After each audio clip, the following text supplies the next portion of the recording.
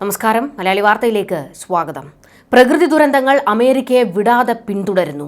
പ്രളയവും കാട്ടുതീയും ചുഴലിക്കാറ്റും സുനാമി തിരമാലകളും എല്ലാം കഴിഞ്ഞതിന് പിന്നാലെ ഇപ്പോൾ മഞ്ഞുരുകി മെന്റൺഹാൾ നദിയിലേക്ക് എത്തുന്ന പശ്ചാത്തലത്തിൽ തലസ്ഥാന നഗരം വെള്ളത്തിനടിയിലേക്ക് പതിച്ചുകൊണ്ടിരിക്കുകയാണ്. ജുനൌവിലെ താമസക്കാരോട് ഒഴിഞ്ഞുപോകാൻ അധികൃതർ നിർദ്ദേശം നൽകിയിരിക്കുകയാണ്. വലിയ ഭീതിയാണ് ഇപ്പോൾ ഈ വിഷയത്തിൽ ഉടലെടുത്തിരിക്കുന്നത്. 17 അടി ഉയരമുള്ള തടാക നിരപ്പിലുള്ള വെള്ളപ്പൊക്ക മേഖലയിലുള്ളവർ വെള്ളം കുറയുന്നതുവരെയും പ്രദേശം വിട്ടുപോകണം എന്നാണ് ഉദ്യോഗസ്ഥർ മുന്നറിയിപ്പ് കൊടുത്തിരിക്കുന്നത്. കാലാവസ്ഥാ വ്യതിയാനം കാരണമാണ് മഞ്ഞുമലകൾ തകരുന്നത് എന്നാണ് വിവരങ്ങൾ. മെന്റൺഹാൾ തടാകത്തിലും നദിയിലും ചൊവ്വാഴ്ച വൈകിട്ട് മുതൽ ബുധനാഴ്ച വരെ വലിയ രീതിയിൽ വെള്ളപ്പൊക്കം ഉണ്ടായി എന്നാണ് വിവരങ്ങൾ. ഇനിയും ഇത് കൂടാനാണ് സാധ്യതയെന്ന് അധികൃതരും അതുപോലെ തന്നെ ഭരണകൂടവും മുന്നറിയിപ്പ് കൊടുത്തിരിക്കുന്നു. ജുനോയിൽ 32,000-ഓളം പേരാണ് താമസിക്കുന്നത്. വെള്ളപ്പൊക്കം നിയന്ത്രിക്കാനായി ഉദ്യോഗസ്ഥന്മാർ ഇപ്പോൾ നെട്ടോട്ടമോടുകയാണ്. വെള്ളപ്പൊക്കം നേരിടാൻ കഴിഞ്ഞ വർഷം നിരവധി സംവിധാനങ്ങളാണ് ഇവിടെ ഏർപ്പെടുത്തിയിരുന്നത്. എങ്കിലും ജനങ്ങൾ കരുതലോടെ ഇരിക്കണമെന്നാണ് സർക്കാർ നൽകുന്ന മുന്നറിയിപ്പ്. ഈ കൂറ്റൻ ഹിമാനിയുടെ സ്ഫോടനം 15 ബില്യൺ ഗാലൻ വരെ വെള്ളം പുറത്തുവിടുമെന്ന് അലാസ്ക സൗത്ത് ഈസ്റ്റും അലാസ്ക ക്ലൈമറ്റ് അഡാപ്റ്റേഷൻ സയൻസ് സെന്ററും അറിയിച്ചിരിക്കുന്നത്. നാഷണൽ വെതർ സർവീസിലെ കാലാവസ്ഥാ നിരീക്ഷകർ പറയുന്നത് ഇതൊരു പുതിയ ദുരന്തം, അതായത് ഈ ദുരന്തം ഒരു റെക്കോർഡുകൾ തന്നെ ഉണ്ടാക്കുമെന്നാണ്. ഇതിനു മുൻപ് ഇങ്ങനെ ഒരു സംഭവം ഉണ്ടായിട്ടില്ല എന്നാണ് പറയുന്നത്. ഇത്രത്തോളം ദുരന്തം ഇതിനു മുൻപ് ഉണ്ടായിട്ടില്ല എന്നും വലിയ ഒരു ദുരന്ത മുഖത്താണിപ്പോൾ ജനങ്ങൾ നിൽക്കുന്നത് എന്നാണ് വിദഗ്ധർ മുന്നറിയിപ്പ് കൊടുത്തിരിക്കുന്നത്. കനത്ത മഴയോ കൊടുങ്കാറ്റോ മൂലമുണ്ടാകുന്ന സാധാരണ വെള്ളപ്പൊക്കത്തിൽ നിന്ന് ഹിമാനികൾ സൃഷ്ടിക്കുന്ന വെള്ളപ്പൊക്കം ഏറെ വ്യത്യസ്തമാണ്.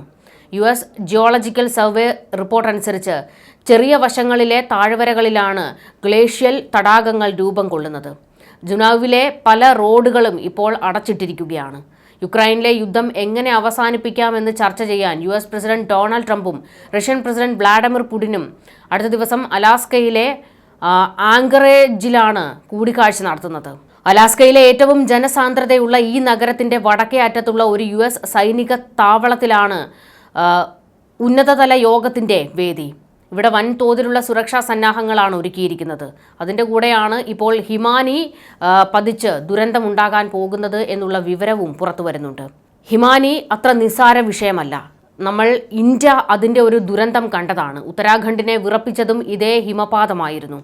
ആദ്യം മേഘവിസ്ഫോടനമെന്നായിരുന്നു കരുതിയിരുന്നത്. എന്നാൽ പിന്നീട് പുറത്തുവന്ന റിപ്പോർട്ടിൽ മിന്നൽ പ്രളയത്തിന് കാരണമായത് കൂറ്റൻ ഹിമാനിയോ ഹിമതടാകമോ തകർന്നതാണ് എന്ന് വിദഗ്ധർ വ്യക്തമാക്കിയത്. ഉത്തരാഖണ്ഡിൽ 1200 ഹിമതടാകങ്ങളും 13 ഹിമാനികളും ഉള്ളതായിട്ടാണ് കണക്കുകൾ. ചെറുതും വലുതുമായ ഹിമതടാകങ്ങളിൽ 13 ഉയർന്ന അപകട സാധ്യതയുള്ളവയാണ്. 5 അതിതീവ്ര അപകടകാരിയായി വിലയിരുത്തപ്പെട്ടിട്ടുമുണ്ട്. മിന്നൽ പ്രളയത്തിന് വഴിവെച്ചത് ഹിമതടാകങ്ങളായിരിക്കാമെന്ന് വിദഗ്ധർ വെളിപ്പെടുത്തിയത്. ഉത്തരാഖണ്ഡിലെ ഹിമതടാകങ്ങൾ അതിമനോഹരമാണ്, അതിലേറെ അപകടകാരികളും.